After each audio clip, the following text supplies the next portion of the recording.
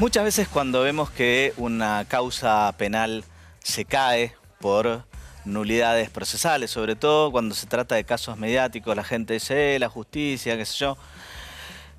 La detención ilegal del empresario Auque a manos de aparentemente un operativo organizado, urdido por Pichirilo, que hoy en día todos lo vemos, nos muestra la importancia de las garantías procesales, del debido proceso y por qué tienen que ser tan celosos los jueces en la observancia de cómo se producen las pruebas, porque te pueden armar una causa, ¿sí? Por otro lado, en otro caso en el que justamente sucede todo lo contrario, había pruebas de sobra para condenar a los imputados. En el caso del asesinato de Fernando Báez Sosa, la Corte rechazó uno de los tantos recursos que interpuso la defensa. Enseguida vamos a estar analizando ambos casos, obviamente por distintas razones.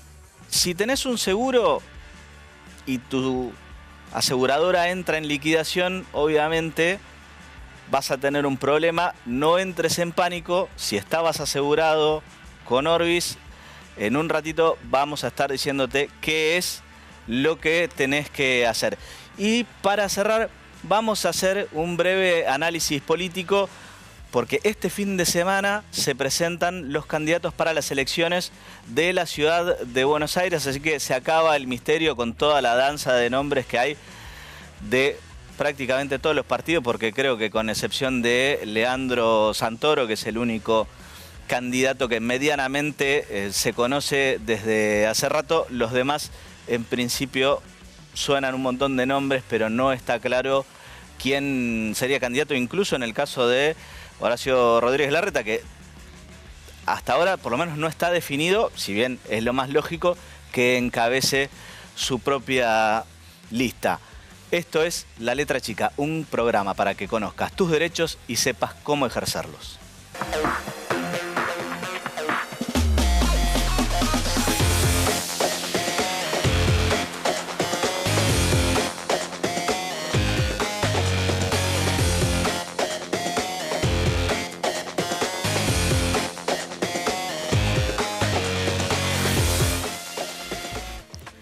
Y justamente hablando de la importancia de las pruebas en un proceso penal y de la importancia de que una detención se haga, ¿sí?, cumpliendo con todas las garantías, tenemos un ejemplo acá a la vista, a flor de piel, que fue la detención ilegal del empresario Auque, y por cómo se viene desenvolviendo la causa, todo indica que sería un operativo que organizó, si se quiere, Pichirilo, el ahora ex marido de Jessica Sirio, para no pagarle una deuda que había contraído con él. Bueno, justamente, para que algo así no nos pueda pasar y alguien no nos pueda sacar de encima para no pagarnos una deuda, es que existe el debido proceso. Vean el informe y enseguida estamos con Mario Cariño con el tema.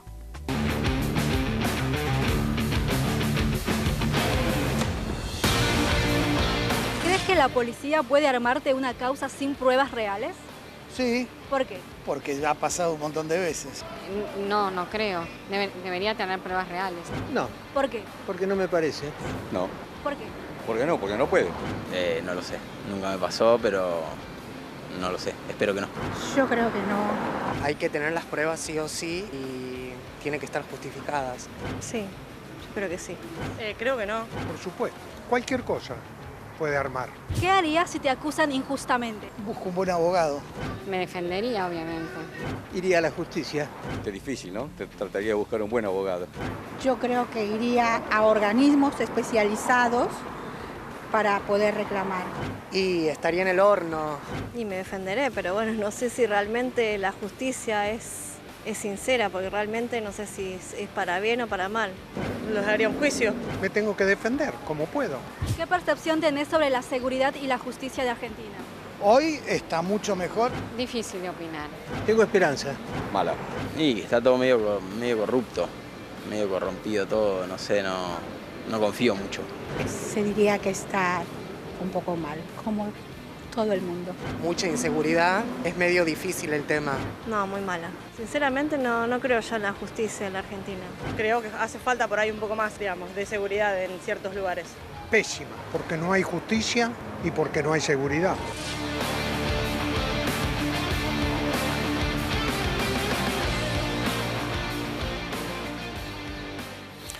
Mario, cariño, ¿por qué será que la gente más grande era la que decía que sí te pueden armar una causa y la gente más joven, evidentemente con menos experiencia, creía que eso no se puede hacer, ¿no?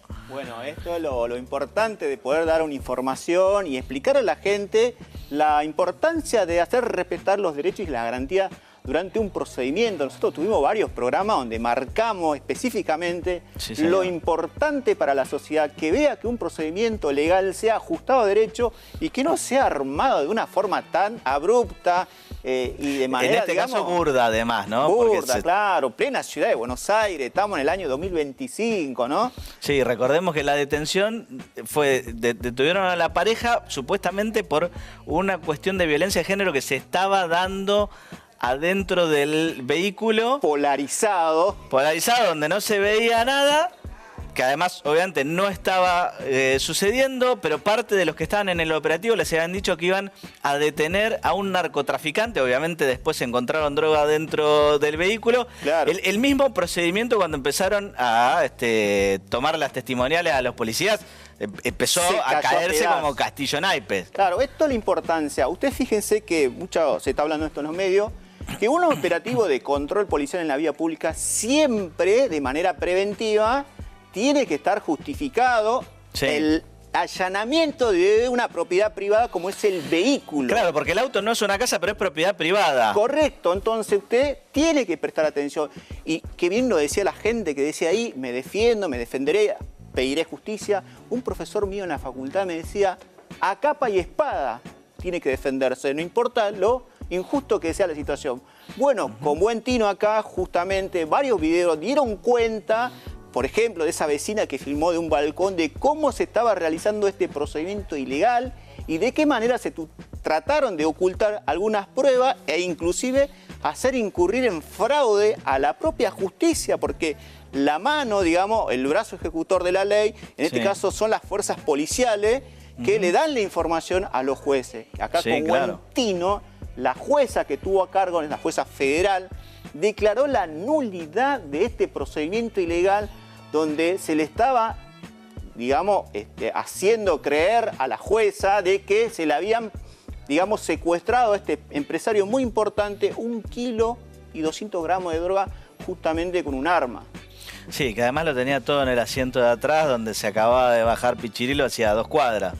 Claro, totalmente. Bueno, esto dio cuenta en la causa. Hay muchas precisiones con respecto de la ubicación de cada uno de estos agentes de la policía de la ciudad junto con el ex policía federal que próximamente vamos a tener novedades porque aparentemente se estaría por arrepentir de pasar de su condición de imputado a imputado colaborador. Bueno, los celulares ubican perfectamente todo el operativo en el radio de lo que sería... Claro, hay muchas pruebas que hoy en día son muy fáciles de obtener, sobre todo en lugares como la Ciudad de Buenos Aires y céntricos, ¿no?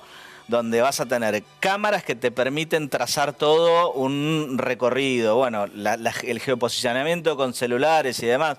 Hoy en día hay cosas que tal vez en otra época se podían hacer, ¿sí? Hablo de cuando te arman una causa y hoy en día se caen como castillo de naipes enseguida. Y esto es importante porque no sé si ustedes recuerdan el famoso caso de Guillermo Coppola, donde también... El jarrón de Coppola. El jarrón de Coppola, donde también ahí se le implantó droga, donde también estuvieron involucrados fuerzas policiales.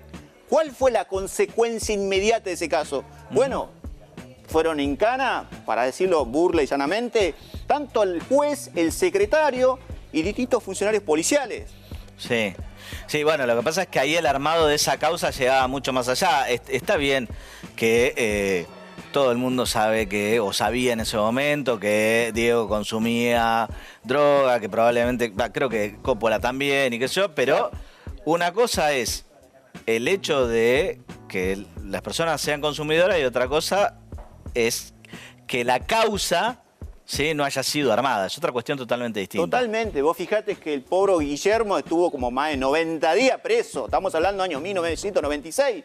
Acá el empresario Auque estuvo aproximadamente, si no recuerdo, son 10 o 2 semanas preso, porque justamente la causa avanzó, se investigó, se pudo determinar que efectivamente a través del arrepentimiento de los 6 policías de la ciudad, que aportó algunos detalles de cómo habría sido este procedimiento ilegal, llegó a la liberación. Que era el que le dijeron, vamos por un operativo de droga, y después se enteró que era otra cosa. Había un comisario que estaba de vacaciones. ¿Qué hace el comisario que estaba de vacaciones en un procedimiento? Encima, el grupo que actuó dentro de lo que sería la Ciudad de Buenos Aires, es un grupo que estaba abocado a investigaciones de robos y hurto. Y hurto. Nada que ver con el supuesto dato del narcotraficante que tenían para embaucar ahí. Sí, ahora, hablemos un poquito, como siempre, tratando de brindar información y educando al soberano, como decía Sarmiento. ¿Cómo debería ser el procedimiento de una detención y justamente cómo se debe labrar el acta correctamente cuando secuestran, no sé, armas, drogas, lo que sea? Bien, siempre los operativos... A ver, el registro de un vehículo particular no está permitido por ley, pero hay una excepción en esto, cuando hay operativos de prevención. Si usted viaja a Mar del Plata o a la costa, usted va a ver los operativos donde están revisando, bueno, justamente ahí, una serie de garantías ahí. Sí. Cámaras, muchos funcionarios, muchos controles, se hace de luz de día, donde todo sea visible y en presencia de testigos. Es decir, en principio, la regla es que no se puede allanar, en este caso, la propiedad privada, que es un vehículo, no se lo puede detener. Siempre se va a poder en la medida que exista una orden judicial, y es lo que acá llamó la atención. No había ninguna necesidad de que este vehículo sea allanado, ¿entendés? Con lo cual, ahí uno, lo digo como profesional, siempre que se produce este tipo de, digamos, injusticia, tiene que estar alerta, porque justamente en este caso se lo ve al empresario Auque gritando como para llamar la atención al clamor público, ¿no? Para que la gente filme y que después aparecieron esos videos, porque en los videos de la imagen de la ciudad no sale el audio, pero en los videos particulares se puede apreciar cómo, en este caso, la víctima, tanto Auque como su mujer, estaban pidiendo auxilio, mencionaban a terceras personas. Bueno, esto es muy importante. Bien. Aparte del caso de Coppola, han habido otros casos también, ¿no? Que sucedieron cosas por el estilo, que plantaron pruebas. El caso de Lucas González, no sé si ustedes recuerdan también, donde hace muy poco tiempo se pudo comprobar y se pudo condenar a un montón de efectivos de la policía de la ciudad que habían armado la causa, donde le habían plantado también casi con el mismo modus operandi que ocurrió acá al empresario Auque, le plantaron una arma. Le plantaron un arma y la justicia pudo determinar efectivamente y los pudo condenar, en este caso, a la pena de prisión, porque efectivamente se comprobó también con el auxilio de algunas cámaras particulares y también con los testimonios que algunos policías pudieron dar, Seguramente. ¿Hay alguna forma de que se pueda evitar esto o en definitiva quedamos al amparo del debido proceso y demás, pero no hay mucha... Hay que confiar. Yo sé que esto es manzana podrida. Yo creo que toda la fuerza policial no actúa así, pero son unos pocos y hay que estar siempre atento. Lo importante es que desde el punto de vista legislativo se tome nota de esto para tratar de prevenir que esto no siga ocurriendo. Porque una cosa ocurrió allá en el año 1996 con un empresario importante, Guillermo Coppola. Otra cosa que le pasó a este pequeño, esta persona, a Lucas González, hace 2 o 3 años. Y ahora nuevamente a un empresario en plena ciudad de Buenos Aires.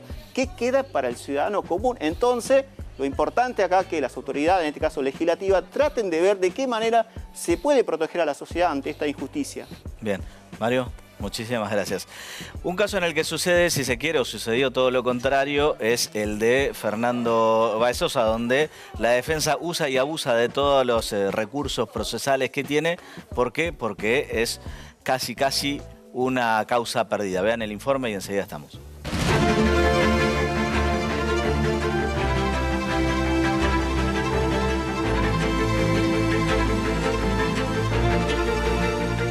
La Corte Suprema de Justicia rechazó un recurso presentado por los 8 condenados por el homicidio de Fernando Báez Sosa.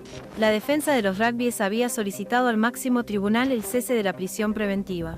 Este pedido fue elevado a la Corte antes de que se dictara el fallo con las condenas por el crimen, que todavía es revisado por la Cámara de Casación bonaerense. El abogado Hugo Tomei hizo la presentación por Máximo Thompson, Enzo Comelli, Ayrton Violás, Ciro, Luciano y Lucas Pertossi, Matías Benicelli y Blasinali. Primero, fue considerada inadmisible por la Cámara de Apelación de Dolores. Más tarde, el Tribunal de Casación bonaerense y la Suprema Corte Provincial decidieron lo mismo. Finalmente, los máximos magistrados apoyaron a los tribunales anteriores. Fue rodeado y golpeado brutalmente por el grupo, recibiendo patadas y puñetazos incluso cuando ya estaba inconsciente en el suelo. El ataque fue tan violento que Fernando murió a causa de un traumatismo craneoencefálico grave. El asesinato fue grabado por cámaras de seguridad y testigos presentes en la escena. Se espera que el juicio dure 22 jornadas, aunque las declaraciones podrían cambiar el rumbo de lo previsto sobre la marcha. Según trascendió, estarán de manera presencial en todas las audiencias.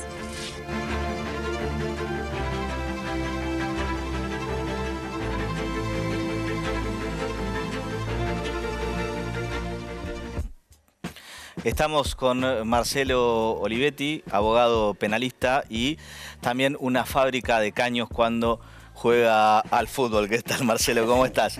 ¿Qué tal, Juan? Buenas tardes. Bueno, retomemos el caso este. En la Corte, ¿qué es lo que se estaba dirimiendo?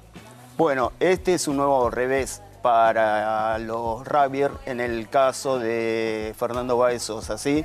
Porque en este caso la Corte rechazó un recurso interpuesto, ¿sí? Declarándolo inadmisible. Este recurso había sido interpuesto por los rugbyers para desplazar a la Sala 2 de la Cámara de Apelaciones y Garantías en lo Penal de Dolores. Esta sala es la que había entendido en la causa y la que es la misma que confirmó la sentencia de primera instancia.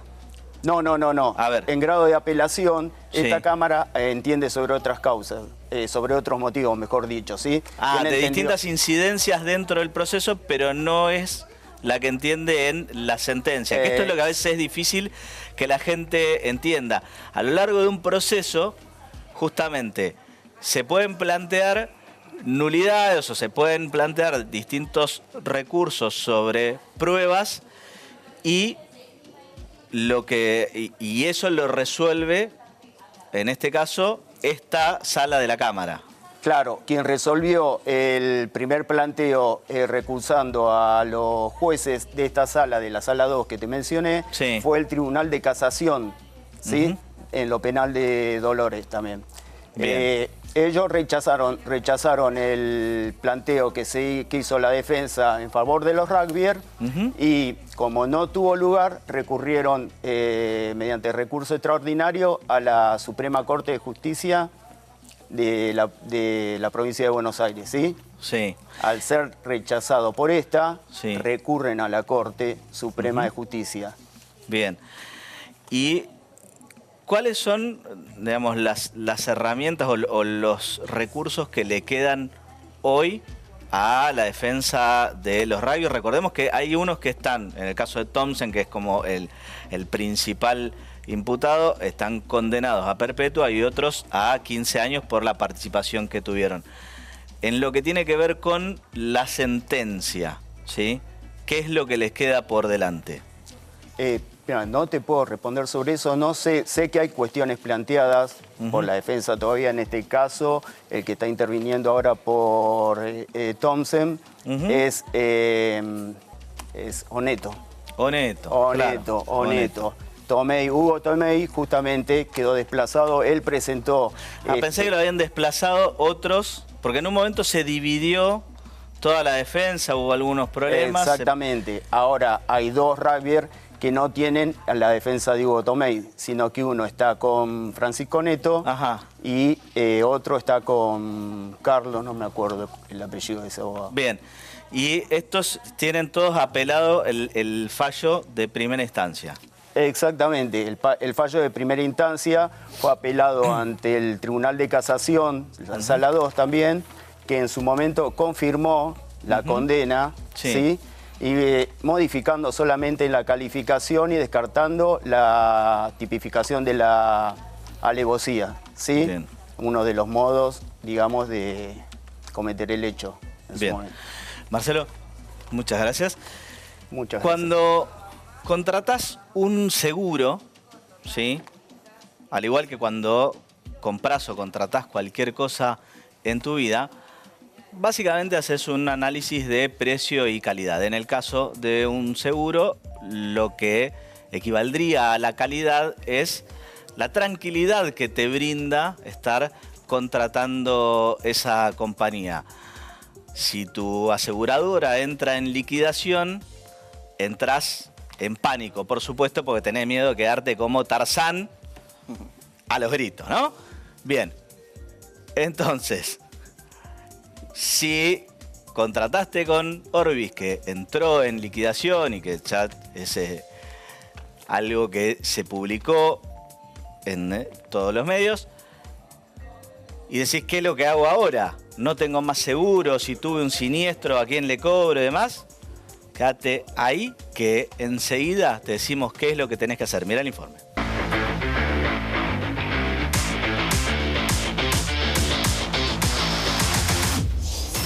Miles de personas confían en sus seguros para proteger su casa, hogar y salud.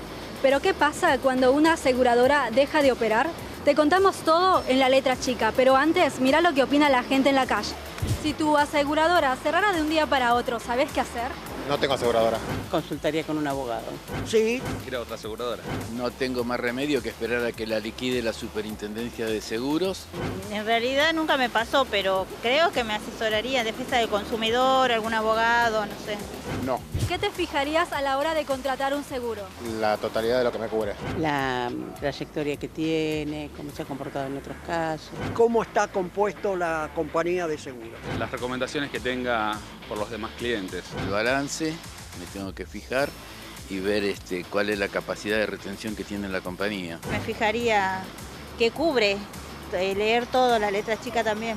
Me fijo el precio y la calidad y la referencia, ¿no? Que sea una compañía de renombre. ¿Crees que un seguro cumple con todo lo que promete a la hora de firmar el contrato? No. Hasta ahora sí. Y hay de todo. Sí, lo ha hecho. Debería. Creo que capaz algunas cosas no, que hay que reclamarlas. Gracias a Dios hasta ahora no tuve que utilizarlo. Por ahora cumple.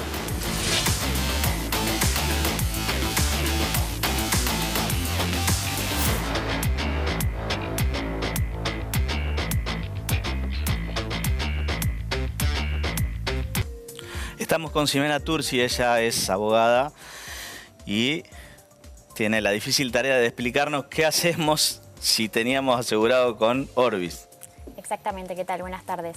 Bueno, a ver, ¿en qué situación está Orbis hoy en día, no? Porque esta aseguradora ya tiene aproximadamente 60 años de trayectoria en nuestro país y hace unos días presentó ante la Superintendencia de Seguros de la Nación esta solicitud donde quiere iniciar su proceso de autoliquidación voluntaria. ¿Qué quiere decir esto en términos sencillos? Bueno, que dado el contexto económico y la situación crítica por la que ya venía atravesando la empresa hace bastante tiempo, bueno, el directorio de la empresa inició este proceso justamente para liquidar los activos que posee y con esto poder hacer frente a las obligaciones que tiene pendientes para saldar y posteriormente, bueno, ya disolverse y quedar fuera de competencia en el mercado asegurador. Claro, porque los seguros tienen una ley aparte. Estamos por ahí más acostumbrados a hablar de concursos y quiebras para lo que son todas las empresas o las sociedades comerciales. El proceso, en este caso, como el seguro además tiene un interés público, porque pensemos que los seguros intervienen cuando tenemos un siniestro y, digamos, para decirlo muy rápidamente, la importancia es que haya alguien que sea responsable económicamente cuando se produce un siniestro. Por eso tienen una legislación diferente Y bueno, y también un proceso, en este caso, de liquidación diferente. ¿Y qué hacen los pobres cristianos que habían contratado con esta empresa? Tal cual. Bueno, la realidad es que es una situación compleja porque esta compañía contaba con alrededor de 350.000 asegurados. Entonces, ¿qué pasa con estos contratos que estaban vigentes? Bueno, al respecto de la compañía, lo que dijo fue que durante todo el tiempo que dure este proceso de liquidación, estos contratos y coberturas vigentes van a seguir siendo respetadas y, bueno, protegidas, ¿no? La realidad es que una cosa es lo que se dice y después lo que pasa en la realidad. El que compró dólares claramente. Va a recibir dólares, ¿no? Tal cual. ¿Más o menos así? Sí, sí, tal cual. Bien, o sea que lo mejor que podrían hacer es aquellos que estaban con esa compañía y no tuvieron un siniestro, mejor van buscando otra. Mejor ya ir buscando en el mercado otra mejor posicionada que realmente tenga solvencia para evitarse después futuros problemas, pérdidas de tiempo y sobre todo de dinero. Sí, claro, porque, bueno, justamente lo importante cuando uno elige, en este caso, una aseguradora es eso, decir, bueno, tengo la tranquilidad. De hecho, hay algunos, si uno investiga un poco en internet, hay rankings de, bueno, quiénes son las que tienen más grado de judicialización de, digamos, de los siniestros que se dan, porque también pasa eso, ¿no? Ahí uno puede tener su compañía, puede tener, si se quiere, un seguro contra todo riesgo, pero si después no se hacen cargo, bueno, terminás en un juicio y todos los dolores de cabeza que eso genera. Totalmente. A ver, si uno está asegurado en esta compañía de estas características, el principal riesgo que tiene es esto, estar pagando por una cobertura que después no se cumple. Por ejemplo, si yo hoy en día sufro el robo de mi vehículo, raramente mi compañía, que está en este estado de liquidación, vaya a indemnizarme con la suma que tengo asegurada en la póliza. Claro, en el mejor de los casos te van a ofrecer menos y bueno, y como dice el refrán, mejor pájaro en mano mejor pájaro en mano que 100 volando. Y no solo eso, por ejemplo, como pasa a diario, tengo un accidente de tránsito con un tercero, ¿no? Ese tercero inicia el reclamo ante mi compañía. Si mi compañía no responde, no le da la indemnización que él busca por los daños materiales que pudo haber tenido o bien las lesiones, puede accionar directamente contra mi propio patrimonio. Entonces, esto es lo más importante, ¿sí? Contar con una compañía realmente solvente. Y contame, digo, supongamos que tenemos otra compañía, si tengo un siniestro, ¿cómo sería el procedimiento para hacer el reclamo? Bueno, a ver, cuando tenemos un siniestro, lo más importante que hay que tener de datos, por así decirlo, de la otra persona con la que choqué, es, en primer lugar, la patente de dominio de ese vehículo con el que choqué y el seguro que tiene. ¿Sí? Con esas dos cosas ya se puede Hoy en día que tenemos celular en mano es más fácil porque no hay que anotar, o sea, foto. Le sacamos fotos a la licencia de la otra persona, DNI, bueno, cédula vehicular, fotos de los daños y con eso ya podemos iniciar el reclamo extrajudicial. Siempre recomendamos iniciar este tipo de reclamo acompañado de un abogado porque nosotros contamos con las herramientas para la negociación, para la explicación de la mecánica de los hechos y buscamos una mejor indemnización y conseguimos una mejor indemnización. Esa es una de las clásicas discusiones cuando justamente te contacta quien debe pagarte, te dice, te ofrecemos esto, no hace falta que traigas un abogado, te ahorras los honorarios y demás. En general, cuando te vienen con ese cuento de que te ahorras los honorarios, los únicos que se están ahorrando plata son ellos y no los honorarios del abogado de la otra parte, sino todo lo que deberían pagarte y no te van a pagar. ¿Es así? Tal cual, sí. Cuando uno lo inicia, digamos, por su propia cuenta, es muy bajo el monto que ofrecen, uno no sabe, no está en tema, entonces, bueno, termina perdiendo básicamente. Claro, porque en los daños en general, una persona...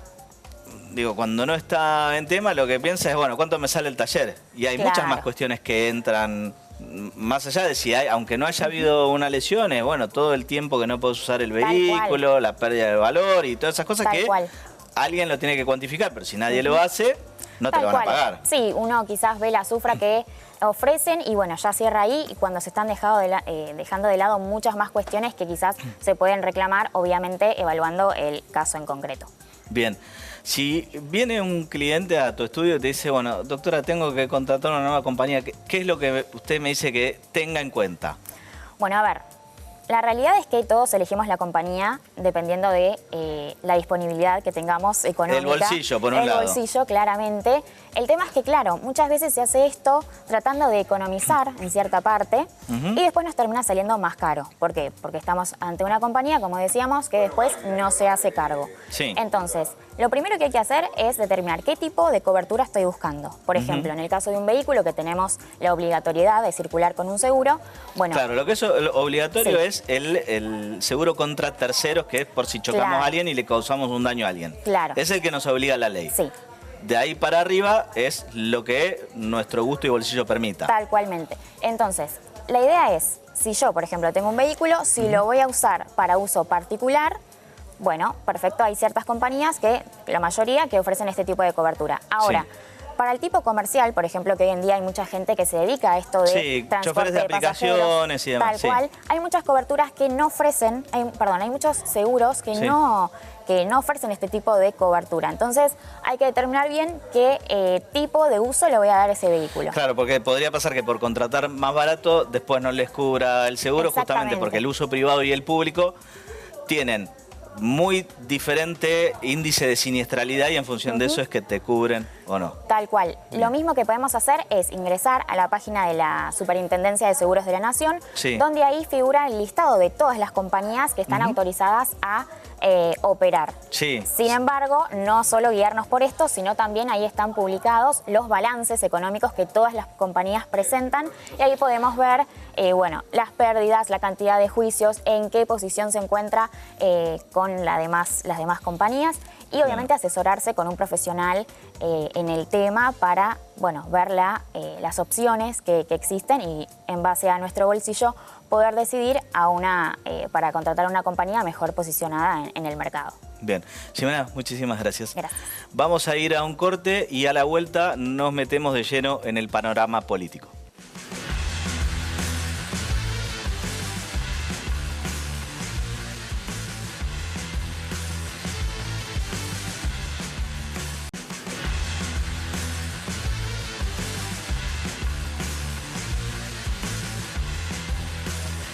Estamos ahora con Mauricio Cantando, periodista de Letra P acreditado en el Congreso de la Nación, y con Hugo Cachorro Godoy, ya está robando con el apodo Cachorro, pero secretario general de la CTA. Estamos ya a muy pocas horas de que se defina las listas de candidatos para la ciudad de Buenos Aires, que tenemos elecciones el 18 de mayo. O sea, a las 0 horas del lunes sería que se tienen que presentar las listas, ¿verdad? Sí, exactamente, y todavía no se saben muchos nombres. Se definieron las alianzas la semana pasada. Sabemos que Leandro Santoro va a ser candidato por Unión por la Patria, pero bueno, estamos esperando definiciones de que el otro Santoro, ¿no? Se mandó un nombre medio estrambótico ahí, está con un logo muy parecido, no sé si hay impugnaciones ahí al respecto. No, sí, bueno, estamos esperando el nombre de La Libertad Avanza, los nombres del PRO, lo más importante, algunas incógnitas, como si finalmente Ramiro Marra va a ser candidato con algún partido propio, porque recordemos que el actual legislador de La Libertad Avanza tiene mediciones en las encuestas que podrían amenazar, por lo menos a complicar mucho más el escenario. Y toda la expectativa que hay de Unión por la Patria... ¿Pero y él tiene presentado algún partido? No, él no necesita presentar partido si ya tiene algún partido con el cual presentarse. Lo que se presentaron la semana pasada fueron frentes, o sea, combinación de partidos. Claro, o sea que se sabe que Marra tiene algunos partidos porque él en su momento trabajó con otras fuerzas políticas, como bueno, la propia Libertad Avanza y con el Frente de la Baña en generar frentes electorales. Entonces puede tener algún sellito y si se dispersa el escenario, el favorecido es Santoro, que podría terminar ganando. También Martín Lustó va a tener su lista y su candidatura, Horacio Rodríguez Larreta. Es realmente una elección totalmente abierta. Sí, y me parece que en cuanto a la danza de nombres, es la legislativa como de mayor volumen. ¿no? Sí, me parece también que no hay que poner tanta expectativa en la consecuencia que pueda tener esta elección con la nacional, que va a ser en octubre sin primarias. Creo que va a ser un capítulo local. Sí es interesante ver cómo queda el vínculo entre el PRO y La Libertad Avanza, pero creo que en cada provincia el vínculo se va a reconstruir de una manera distinta. O sea, en la ciudad no hay vínculo, en la provincia quizá haya, en otros lugares va a haber, pero me parece que no va a ser tan determinante para lo que es la próxima composición del Congreso, ¿no? Y en el medio tenemos el 10 de abril el paro general anunciado, que en principio no hay ningún atisbo de diálogo por parte del gobierno, nada. No, hace 1 año y medio que está el gobierno y no ha abierto ningún tipo de diálogo. Se queja, dice que los gremios se despertaron ahora, que estuvieron 4 años durmiendo y demás. Principalmente el palo ese va para la CGT, pero en definitiva para todos los demás. Pero no para dialogan. Nosotros, porque nosotros le hicimos un paro nacional a Alberto Fernández, así que... Ustedes fueron combativos siempre, eso no cabe duda, pero tampoco dialoga con ustedes, no es que por más que ellos no le hicieron paro a Alberto Fernández y a él sí tiene un tratamiento y con ustedes tiene otro, ¿no? No, el gobierno es un gobierno que quiere imponer todo por la fuerza, si no estás de acuerdo te reprime. Si no estás de acuerdo en el Congreso, saca por decreto, como sacó el acuerdo con el Fondo y como sacó a los 2 jueces de la Corte Suprema de Justicia de la Nación, que todavía está pendiente que la Cámara de Senadores rechace ambos nombramientos, porque es una vergüenza que buena parte de la representación institucional en nuestro país siga convalidando esta actividad política dictatorial de Milei de gobernar por decreto, avalándole el decreto 7023. Así que bueno, ese fue el mega DNU de cuando arrancó el gobierno. Exactamente. El paro está ratificado, lo hicimos esta semana en el paro nacional con movilización de ATE el día jueves, lo ratificamos ayer en el Congreso Nacional de la CTA Autónoma y en la decisión de la CTA Autónoma, el burro adelante para que no se espante, y la CTA de los trabajadores, para marchar juntos fortaleciendo una estrategia de resistencia. Nosotros decimos luchar para resistir, unidad para la victoria, porque hay que ponerle freno a esta política despótica de Milei y si no lo hace el Congreso, lo tendremos que hacer los trabajadores con todos los modos de lucha que hemos sido capaces de construir a lo largo de nuestra historia. Sí. Mauricio, en el Congreso se tiene que tratar, bueno, el tema de los jubilados. Hay algunos proyectos para que, si bien se cae la moratoria, de hacer alguna suerte de compensación para los que se caen del mapa, ¿ahí va a seguir ganando el gobierno? Sí, primero el Cachorro acaba de decir algo importante. El jueves, 14 horas, está convocada la sesión para tratar los 2 pliegos de candidatos a la Corte Suprema, Manuel García Mansilla, que ya asumió por decreto, y Ariel Lijo. Esto es una sesión que pidió Victoria Villarroel por pedido de Unión por la Patria, y es muy curioso porque tanto Unión por la Patria como el gobierno están dispuestos a ir a todo o nada. En cambio, el resto de los bloques le está pidiendo al gobierno que por favor retire los pliegos. El gobierno no los quiere retirar. Dicen, si se tienen que rechazar, que se rechacen.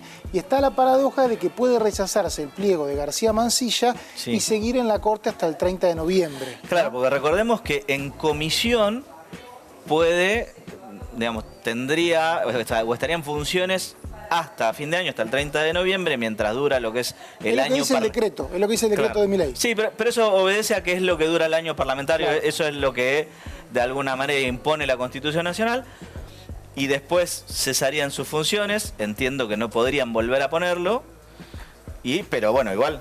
Esto la decisión, ¿no? Esto está abierto, hay muchas negociaciones en este momento y hay quienes tratan de que no haya quórum en la sesión, de pedirle a Unión por la Patria, un sector de Unión por la Patria que quiere votar el pliego del hijo, de que en tal caso no dé quórum para evitar que se caiga, pero creo que hasta los propios candidatos quieren que haya sesión y que se sepa... Y que se resuelva algo, claro. Y que se resuelva porque hay un problema grave y es un tema muy interesante para los juristas como vos, que El Senado está con esta actitud hace tiempo de no tiene acuerdo, no trata, deja los pliegos congelados, entonces no tenemos procurador, hace 8 años que está Eduardo Casal de manera interina, no tenemos defensor del pueblo desde 2009 y tenemos solo 3 jueces de la Corte nombrados por el Senado. Si se llega a ir uno más, ya sea por la edad o por alguna otra cuestión, no habría... recordemos, son todos grandes, no es que estamos hablando de gente de 45, 50 años. Entonces hay una idea del gobierno de ir por ese tema. Respecto a lo que me preguntabas, 9 de abril, miércoles 9 de abril, está convocada la Comisión de Previsión y Seguridad Social de la Cámara de Diputados para tratar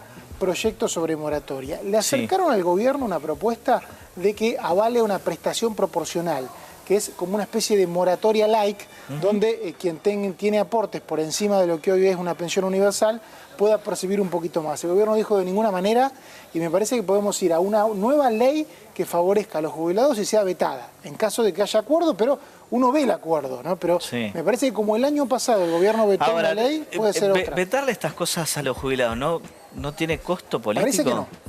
No, yo creo que sí. ¿Sí? Yo creo que sí. El gobierno está aceleradamente cayendo en un descrédito muy importante. Creo que esto es cada vez más evidente. La represión a los jubilados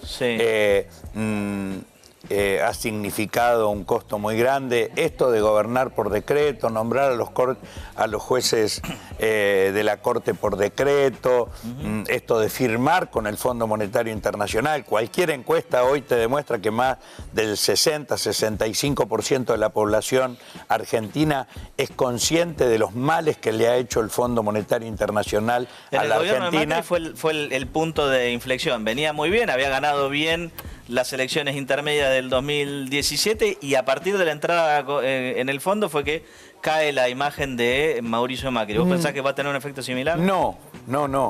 Primero fue el intento de reducir la proporcionalidad para el pago de la jubilación.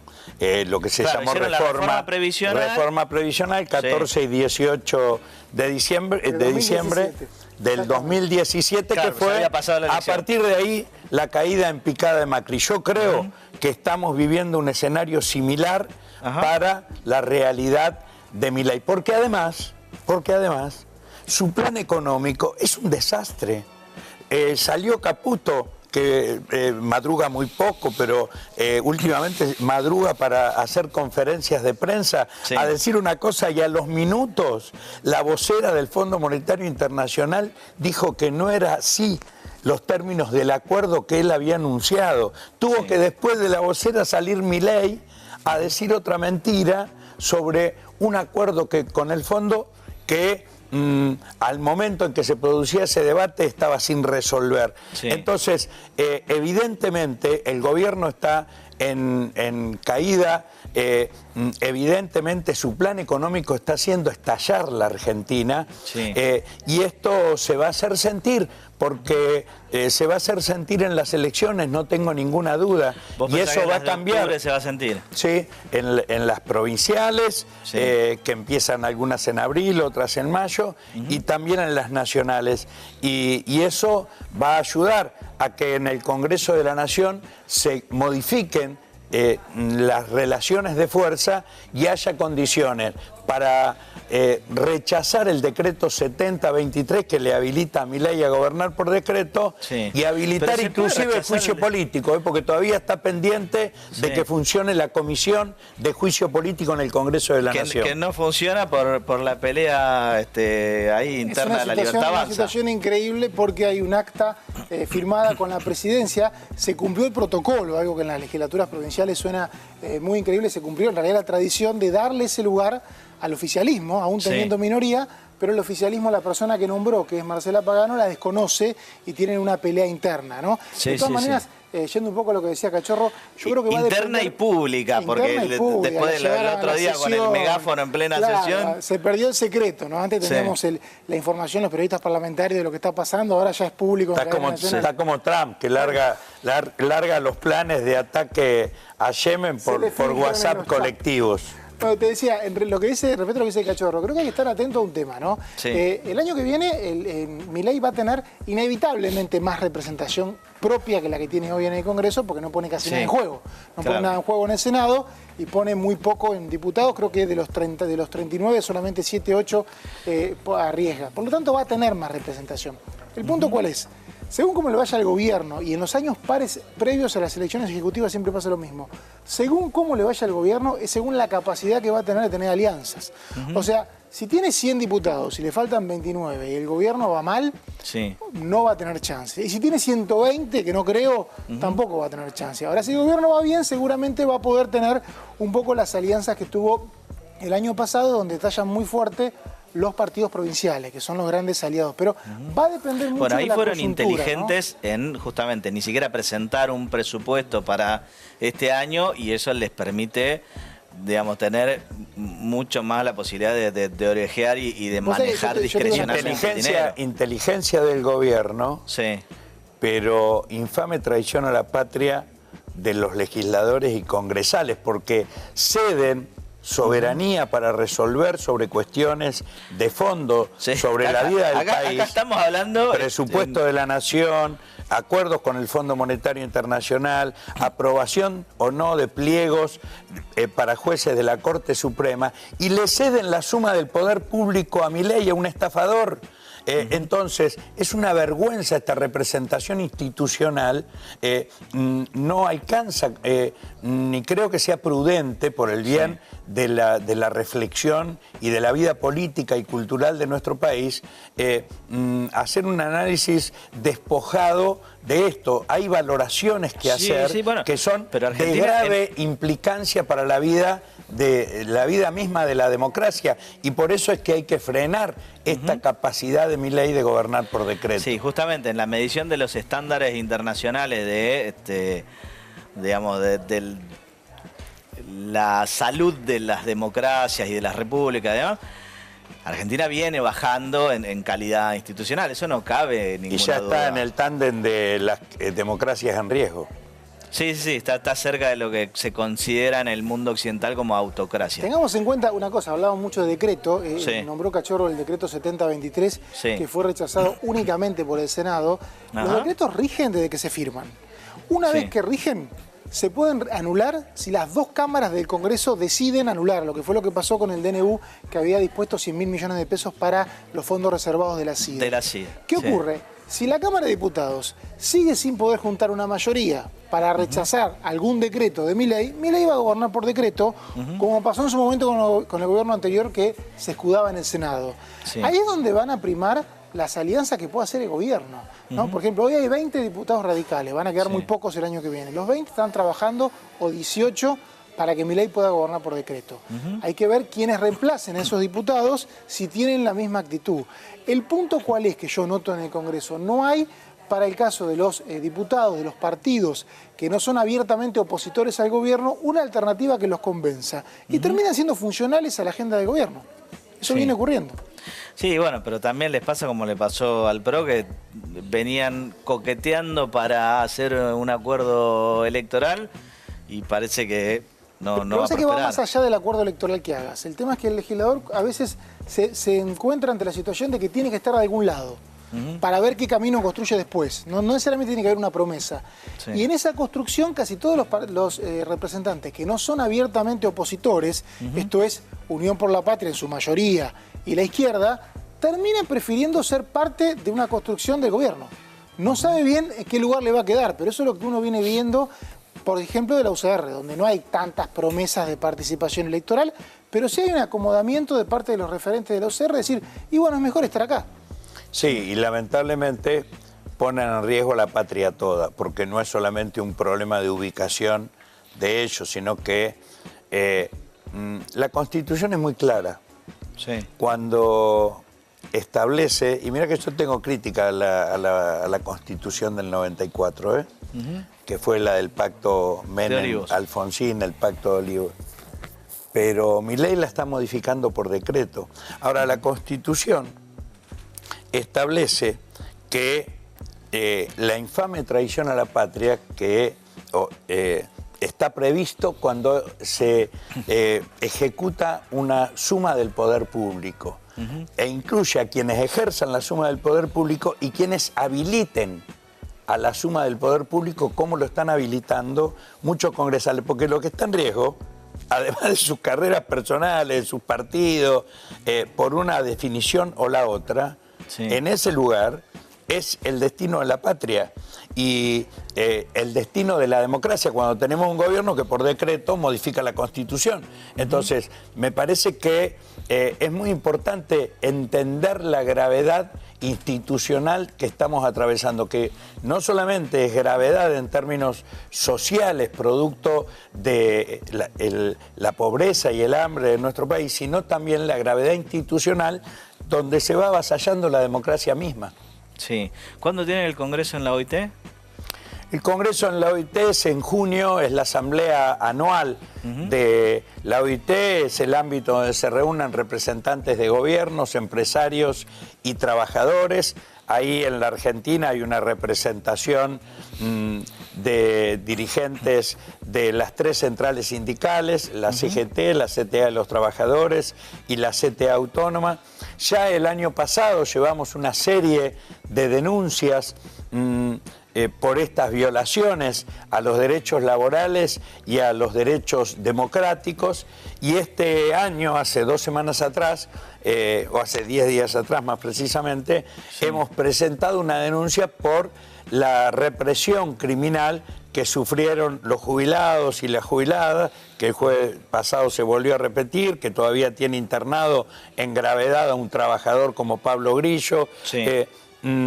Llevamos una denuncia común de las 3 centrales sindicales y en junio ya hemos presentado un pedido para que estas denuncias de violación a la libertad y la democracia sindical y a la Constitución Nacional sean tratados y se ubique a la Argentina entre los países violadores, mejor dicho, no a la Argentina, sino a su gobierno, entre los países que violan los derechos de libertad y democracia sindical entre los principales países del mundo. Ese es el debate, entre otros de los temas que se va a dar en la Asamblea Anual de la OIT. Eso es algo que no pasó hasta ahora, por lo menos desde que volvió la democracia. Exactamente. Un dato te dejo, martes 10 de la mañana, un poco en respuesta a lo que va a ser el paro de la CGT, vuelve el debate en la Comisión de Legislación del Trabajo de la Cámara de Diputados que preside el diputado radical Martín Tetaz para eliminar lo que ellos llaman descuentos compulsivos que aplican gremios a los salarios de los trabajadores. Los quieren adoctrinar por el bolsillo. Atención con esto, el año pasado se hizo este debate, el gobierno lo boicoteó. Parece aparentemente una idea. Sí, me acuerdo que salían todos los memes que decían, bueno, los sindicalistas son malos, pero no tan malos. Al gobierno no le gustaba la idea de eliminar la posibilidad de la actividad sindical porque quieren dar la batalla para eliminar las leyes laborales. Entonces consideran que una cosa no tiene sentido, pero bueno, la cuestión es que su electorado se lo pedía, terminaron cediendo, pero no estuvieron las firmas para el dictamen y mucho menos para una sesión especial. Vuelve el debate el martes a las 10 de la mañana. Tetaz tiene expectativa este año de poder conseguir un número que el año pasado no pudo. Bien. Este año vamos a volver a rechazarlo como lo hicimos el año pasado. ¿Qué expectativa tienen de reajuste salarial?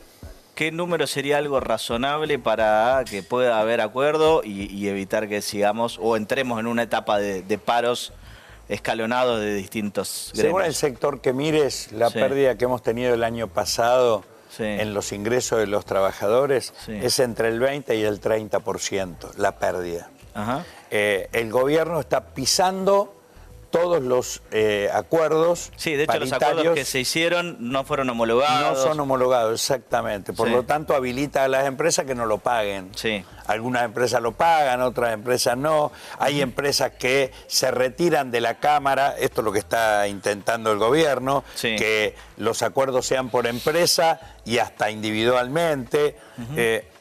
Quiere anarquizar ese sistema, que ya está bastante jodido, porque hoy los trabajadores y trabajadoras que tenemos el derecho a las paritarias somos los menos. La mayoría, el 55% de la clase trabajadora es precaria en la Argentina. Por eso la necesidad de construir una central sindical de nuevo tipo que incorpore, organice y aglutine. Así que las expectativas que nosotros tenemos son nulas si esperamos un cambio de la actitud de gobierno.